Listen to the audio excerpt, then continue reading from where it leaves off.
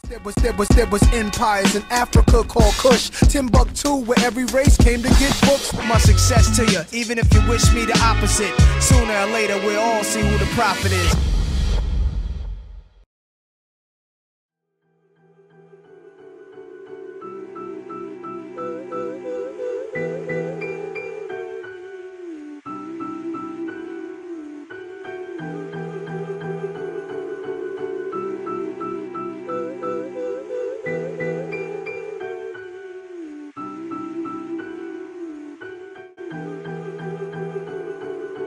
Welcome with GKTV here at the St Vincent and Grenadines High Commission in Kensington, London. You are with Duamutu Menang, Darren Henry, your Vibe Master here with you, and the GKTV crew. We have two esteemed ladies in our community who look after some of the models you've just seen me interview.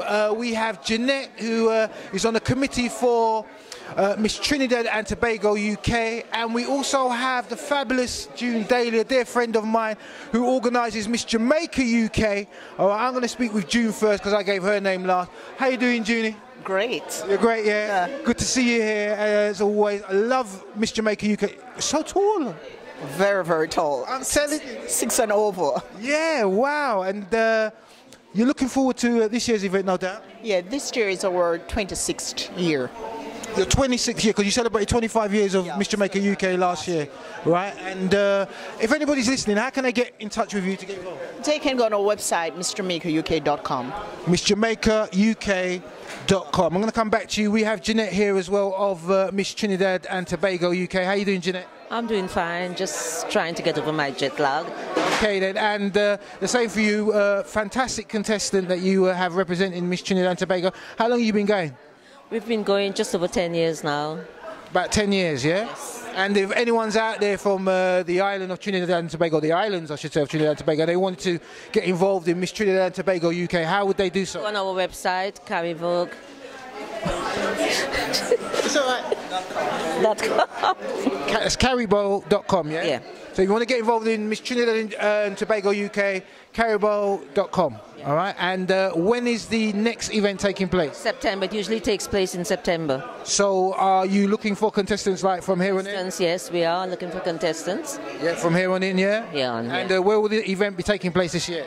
Well, usually it takes place at the Tavi in Westbourne Park, but we're looking for an alternative venue this year. We don't know as yet. You're not sure where you're going to have it as of yet?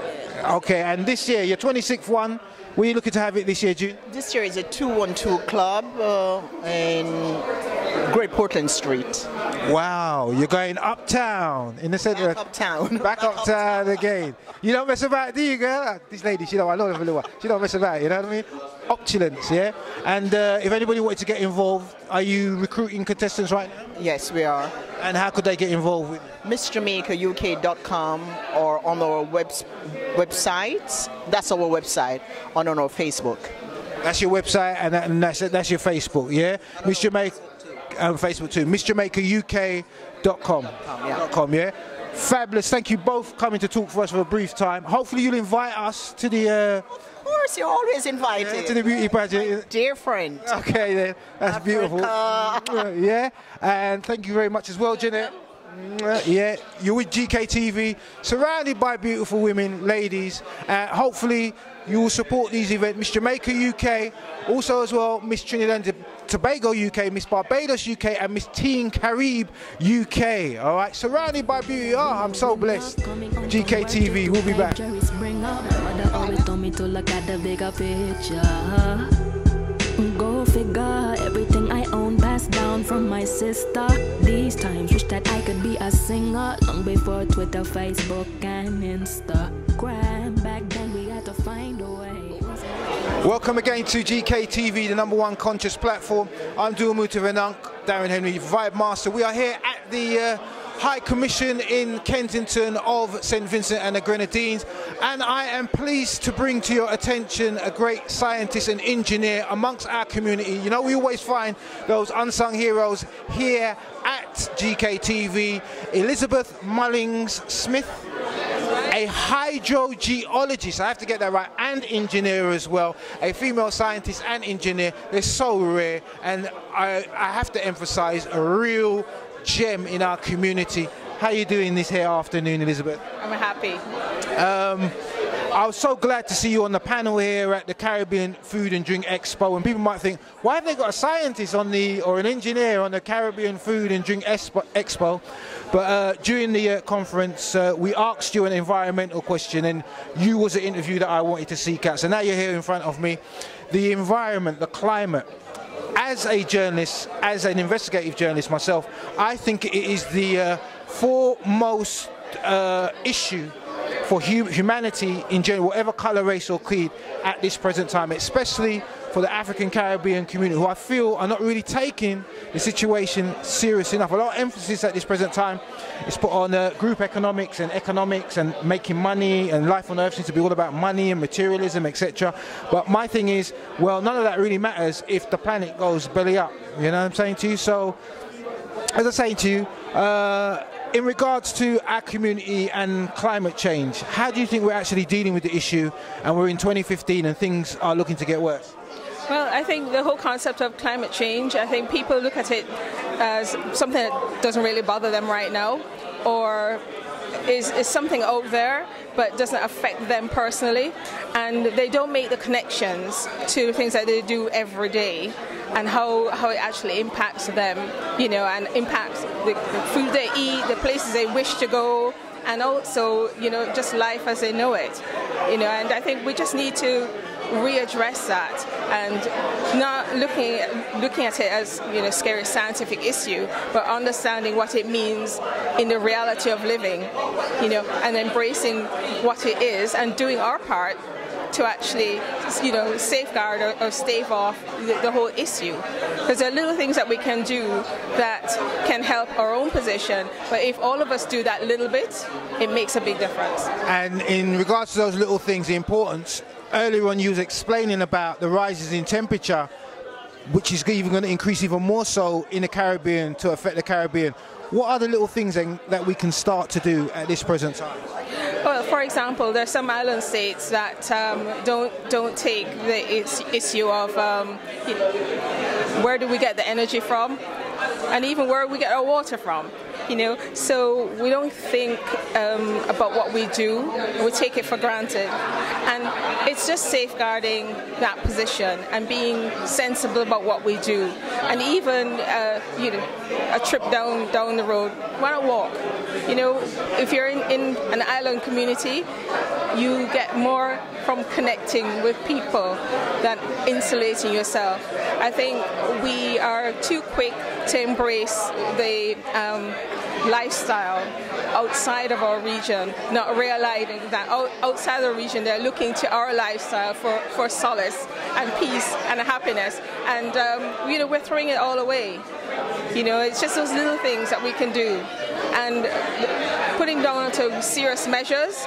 We're looking at things like just energy in particular, with your televisions, etc., etc. Just thinking intelligently about what you're doing, right, and helping others who probably can't do it at that point, or working as a collective to do what you need to do.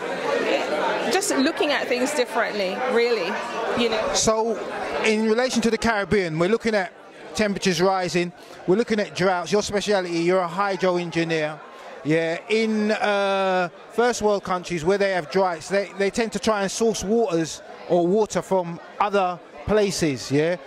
How can we embrace this in the Caribbean and do it in such a way where it's in harmony with the environment? Because that is what the problem is at the present time. Humanity, a lot of what we're doing, because the emphasis is on economics, we're out of sync with the ecosystem and with the environment, right? Correct me if I'm wrong. The rise in temperature, as I said earlier on, there's a big talk about the rise of 1 degree Celsius globally. in the Caribbean, we will experience more harsher rises, more 2 or 3 degrees Celsius, within the time framework, because we're closer to the equator. And because we're island states, we're going to actually feel it quicker, and it will be a lot harsher, which means, our seas are going to heat up, which means our fish stock will be depleted or seriously impacted. We also have, as you mentioned about the serious drought effect, we're going to have flash fires. We're going to have, crippled water resources, because some of the island states are dependent on river sources for their water. When you don't have rainfall, it means you don't have a water supply. Your water supply is either depleted or seriously constrained. So that affects everything. It's not just your household water supply. You're talking about industry, you're talking about hospitals, you're talking about everything. So this is our reality.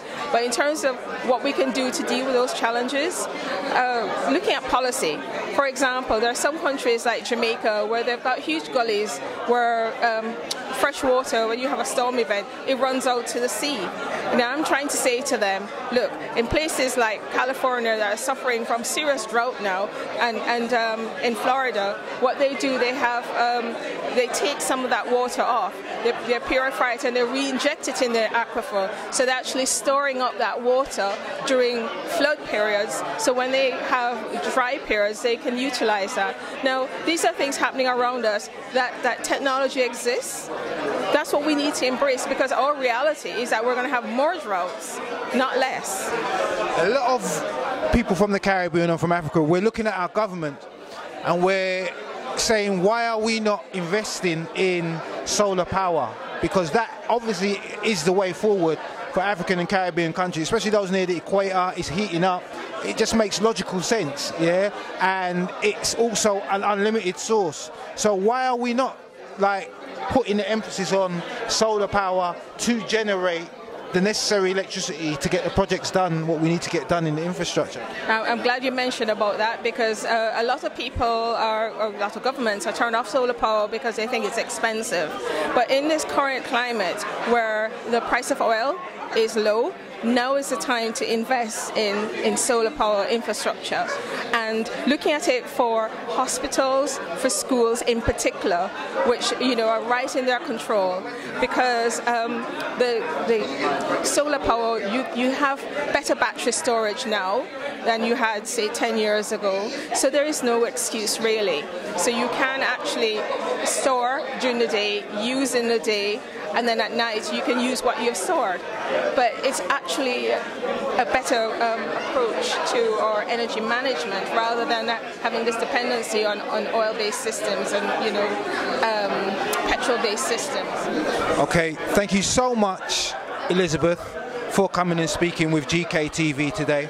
I'm going to get you again, and we can have a more in-depth talk, because I think it's imperative that people such as yourself are put forward at the forefront and are speaking what needs to be put into place in terms of policies, in terms of infrastructure to our governments across the region. I really, really do appreciate talking to you today. Like I said, I think you're a gem in our community. Keep doing what you're doing, all right, and thank you so much for talking to GKTV. It's a pleasure. Thank you very much for giving me the opportunity. I really appreciate that. Thank you.